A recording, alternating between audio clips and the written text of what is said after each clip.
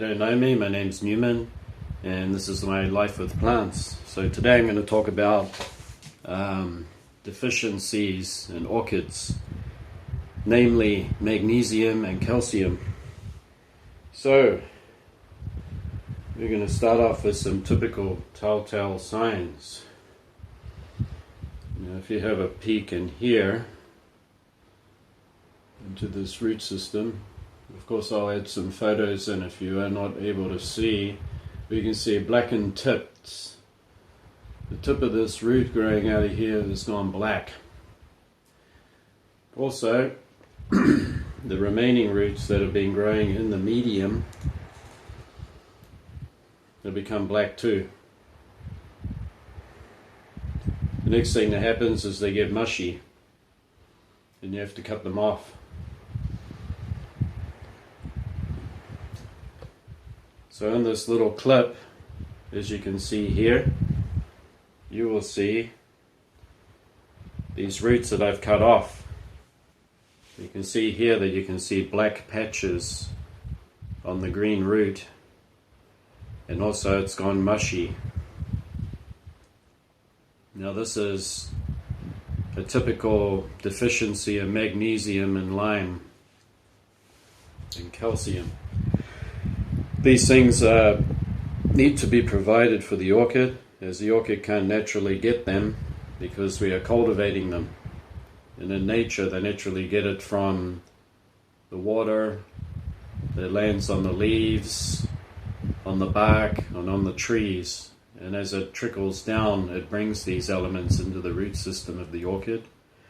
So there's just countless minerals available for them. But as we cultivate, we tend to just ignore that and think that it's fine, and we don't really need to add these things in, because we think to ourselves, well, I'm providing it water and I've got this basic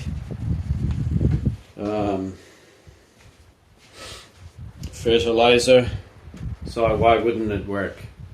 Well, I'm telling you now that from these pictures you can see just what happens to an orchid when it lacks magnesium in its diet. Now, getting back to me, alright, I'm going to show you another sign. Now this is a Cattleya beringiana. When I got it as a gift, straight away knew that it's got magnesium problem. You can see the mottling on here. Can you see the mottling? It's kind of orangey or light green blotches. Now that is one other sign of the magnesium deficiency. The next one is, let me take the camera here, bring you over. We're going to have a look at another Cattleya hybrid. As you can see here, this one has blackened tips of the leaves. Blackened. What for? It's never in direct sun. And in actual fact, why didn't the rest of the leaves get it? Now, now that we've seen images for my plants, we're going to talk about why it happens. Well, it's kind of like you when you eat food. You have a taste buds. Plants have taste buds too, and it's part of Mother Nature that they're designed this way, and there's a reason, because they're not able to choose their food like we are. We just take it for granted, and we're able to consume all of these minerals, and they do show up even in human beings, in our skin, in our eyes, our teeth, our nails. Well, for the orchids it's kind of the same thing, except for the way that it works is as you put in your normal NPK fertilizer, and it doesn't contain other elements in it, what it does is it slightly acidifies the growing medium. So over here we have a growing medium of sphagnum moss. Now, this plant has been planted up this year, right? But after the next 2 years, fertilizing and even basically draining out with neutralized water, neutral water that's not too high in pH or too low, even that is going to work a little bit but not much, because by then the fertilizer has made this acidic, and to counterbalance that you need to put magnesium in.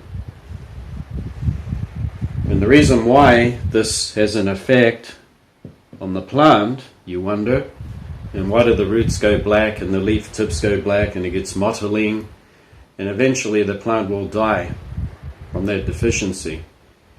And you see the soil becomes more and more acidic over time. Then what it does is it inhibits the orchid's ability to take up minerals.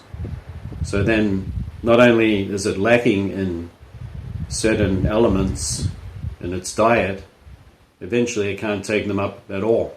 It just all ceases. And then the orchid will die as a result. So you can take this quite seriously, actually, because I am. And what I've done is, one thing I've done is I bought a liquid fertilizer that contains magnesium. Although it says here it's calcium Ca plus Fe, so it's got calcium and minerals and magnesium in it. It's also included. But not only that, in the water I add in this magnesium. Now this is dolomite lime.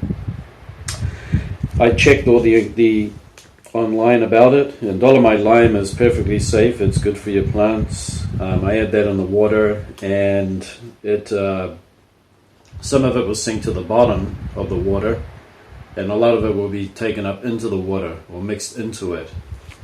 And then when you water with the plants, it'll go into your medium. The plants will take it up through their root system. It'll also unlock a lot of nitrogen and other vital minerals that were actually locked in the soil that the plant can start to take up again. And that basically just wraps it up right there.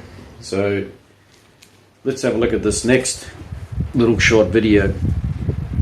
As you can see here, this is a phalaenopsis that I have repotted in semi-hydroponics. Now it's got a good dosage of that dolomite lime in its water, also some other trace elements, and you can see that the roots are fresh and green. Now the results are speaking for itself. You can see how good and green it is. But the next test is the test of time. So from now, in the next 1 or 2 years, we're just going to see how this dolomite lime really does work in the growing medium. Because if you really think about it, orchids grow in nature on living trees, sometimes trees that are rotting, and bark, and sometimes that bark isn't always alive, it's partly dead, but they never have any trouble with their root systems. So you just got to wonder to yourself what that's all about. And as time goes on, you start to learn these things. So, okay, getting back to me now. Yep, you really want to pay attention to those details, because I kind of thought that it would be okay for my plants, and I've lost quite a few phalaenopsis because of that. And that's taught me how vital it is that you try to imitate nature as much as you can and give the plants a balanced fertilizer and magnesium lime. Yes, if I've forgotten to cover something here, you can let me know and I'll try my best to help you out. But I just wanted to share this video with everyone that's having a struggle like I am, because They can be really perplexing and confusing why your roots are doing that. And before we go, let's just have a look at some of my plants. As you can see here, these are 3 big Phalaenopsis. You can see those lovely fresh green roots. This one had trouble with the black tips and the roots, and some roots had died off, and what I did is I cut them and I pulled them out like pulling a tooth. So I'm relying on these other roots to keep going, and this will be one of my, well, experiments. Well, not a risky experiment, but it's going to show how much the plants really need magnesium put back into their growing medium to help it balance up with their pH. Yes, over here I just brought in my big lye casty.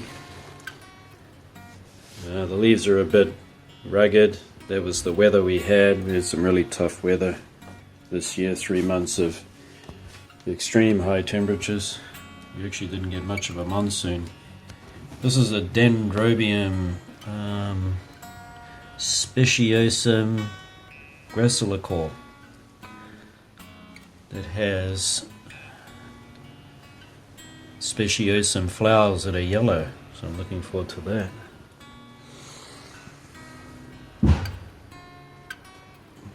This is one that I put on my Instagram. I'll put that name on the screen. This is my Maxillaria tenuifolia. It is looking much better now. Its bulbs are starting to grow and mature, and it's getting into winter. Don't get confused now. It'll say that it's a summer grower, but considering how damn hot it is here, a lot of plants just go dormant and they choose to grow in these warmer later seasons. So don't get confused about when your orchid's supposed to grow or not. For me, I'm learning about maxillarias, and they definitely don't like super high temperatures. Here's a variabilis. It's looking much better now. It was haggard in the summer. Black leaf there. That wasn't magnesium, that was heat stress for sure. You can even see some sunburning on one of my cattleyas here. For me, my cattleyas still grow. They'll put out their bulbs like this one. You can see it's got 1, 2, 3, and 4. Probably some around the back there. They'll keep growing through the winter, because in here, in this grow room, the temperatures remain up to about 20 degrees during the day. They'll drop down to 10. So they keep growing. Up here is one of my Vandas that has a growing bud right there. You can see it. It's still growing, so I've been watering it when it gets dry. Coming around the other side. I'll just move this plant over so I can get in there. Oh, yeah. I like Miltonias. So here's a beautiful Miltonia that I think is going to give me a flower spike. There we are, right there. You can see it peeking out. I'll let it flower now, because I'm pretty sure the roots are starting to grow. Check out the root system on my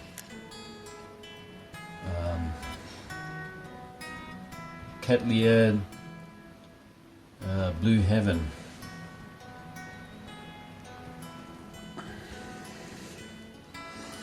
If we go in here, you can see that these bulbs are pretty big. Once again, I'm checking these leaves, right? They look pretty good. It's got very light green leaves because it's been exposed to a lot of sun, a lot of sunshine. This is one of my massive Cattleyas here. It's got big, massive, thick pseudo bulbs. It has beautiful yellow flowers with purplish labellum. These leaves are big and leathery, and I don't really know its name. I've seen a lot of images of the flowers that are similar, but you never know. They could be incorrect with the name, so at the moment it doesn't have a name.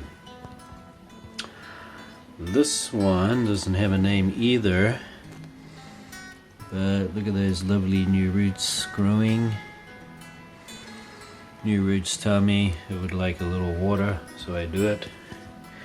This one has beautiful yellow flowers too. They weren't fragrant. Well, I'm hoping that might change. There's a possibility. This is another beaten up Cattleya.